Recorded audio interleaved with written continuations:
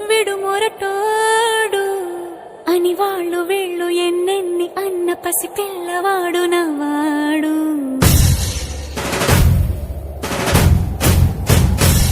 విడుముండోడు అని ఊరు వాడ అనుకున్న గాని మహారాజు నాకు నవ్వాడు.